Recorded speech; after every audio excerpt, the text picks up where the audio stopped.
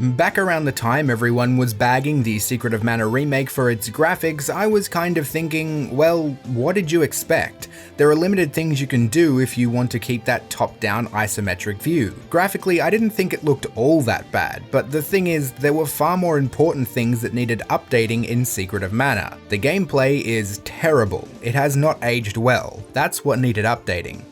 Now, I was under the impression that the Secret of Mana remake sold quite poorly, so the last thing a lot of us expected was Square to double down and remake Trials of Mana as well. The reception to the various trailers for this remake though have been very positive. It might be because the original, up until very recently, was a Japanese only title, but it might also have something to do with how much better it looks than the Secret of Mana remake. And it doesn't just look better, it is better. How do I know? Well, the killer duo of Bandai Namco Australia and Square Enix Europe invited me to Sydney to get some hands-on time with the game, and I've gotta say, this was sort of on my radar before playing it, but now I think I'm actually looking forward to it. The two biggest things that stood out to me over the 2 or so hours of the game I played were how good it looks and how much better the gameplay is compared to Secret of Mana. I don't have a good knowledge of the original Seiken Densetsu 3, so I'm actually not sure how much of the game is a straight one-to-one remake of the original or how much of the gameplay has been changed and modernized, but what matters is this new Trials of Mana doesn't feel at all out of place. It feels like it belongs alongside any other modern RPG. Of course, my hypothetical question of, well, what did you expect when it came to the graphics of Secret of Mana has more or less been answered. You might have expected something that looks as great as Trials of Mana does. It's undoubtedly a lot more lively, crisp, and stylish. If we're comparing graphical fidelity with games that have a similar art style, this is on the level of Dragon Quest XI. Which may explain why the frame rate performance was a little inconsistent here and there. Performance and fixes should be the thing the team is working on in the lead up to launch, so hopefully the problematic areas causing frame drops can be sorted out with a day one patch.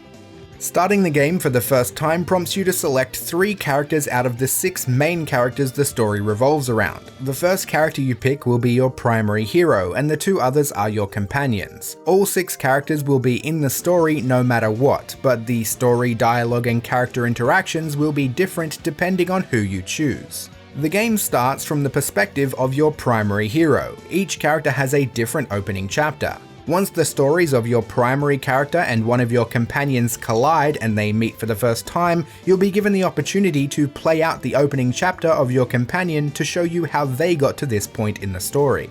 The game has an action combat system that is a little on the simpler side, but it looks like there is a lot of room to grow when it comes to skills and abilities. Mechanically though, it will feel a lot like other basic action systems. Light and heavy attacks can be used in different combinations to form combos, and the aforementioned skills and abilities can be used through shortcuts by holding down one of the shoulder buttons.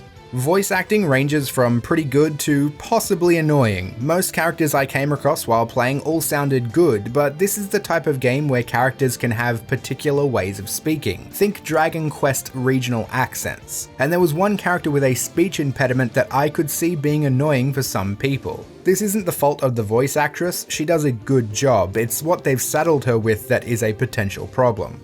You didn't know it, but you helped your chances. I'm actually the granddaughter of the Priest of Light. Other than the graphics, there was one other major point of contention when it came to the Secret of Mana remake, and that was the music. You had the option to play with the original MIDI tracks or with new arranged versions, and I think universally everyone found the new arranged OST to be pretty bad. You have the same option in Trials of Mana to play with the original or with the new, but this time I think they nailed the new arrangements.